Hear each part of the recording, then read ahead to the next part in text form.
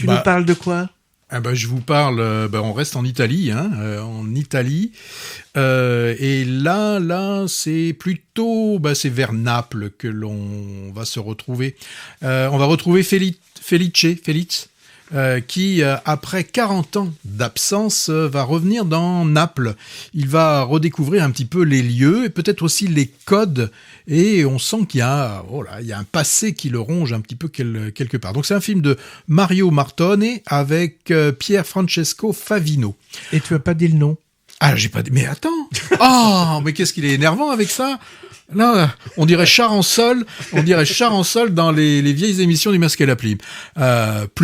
Là, bien sûr, le film, j'y viens, s'appelle Nostalgia. Donc, je pense que la traduction, ce serait nostalgie. Je suis pas sûr. Alors, pendant toute la première partie du film, on va le suivre, Felice, dans les rues de Naples. Pas forcément sans comprendre pourquoi. Pourquoi ? Surtout pourquoi il revient, et on ne sait pas non plus pourquoi il est parti. Alors, la première chose qu'il va faire, une fois qu'il aura laissé ses affaires à l'hôtel, c'est aller retrouver sa mère âgée, qui n'a pas vu son fils unique depuis plus de 40 ans.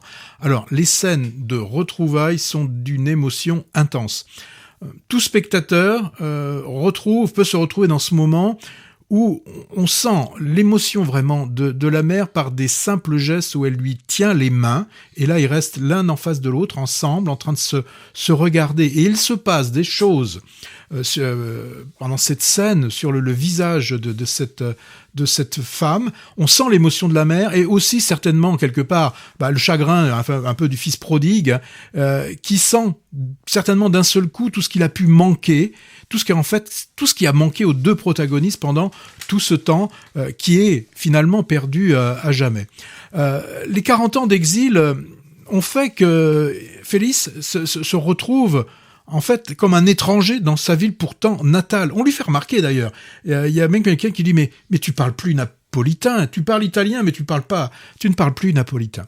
Alors, après toute cette première partie que l'on passe à côté de lui, à redécouvrir, à sentir cette ville où on sent bien qu'il y a quand même toute la mafia qui est en train qui gangrène la ville, et plus particulièrement sur ce quartier dit de la Sanità.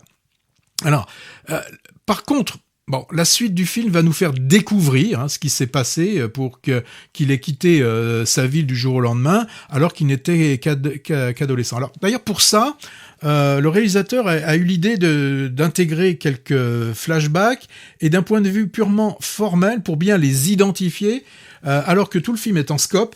Là, il a choisi que ces moments sont en format carré, sont en format 1.33 ou en format dit standard, comme on disait à une époque. Donc, moi, j'ai beaucoup moins aimé cette partie explicative, qui a un petit côté thriller, un peu quand même, quelque part. On comprend pourquoi. C'est un peu comme dans certains romans ou mauvaises séries.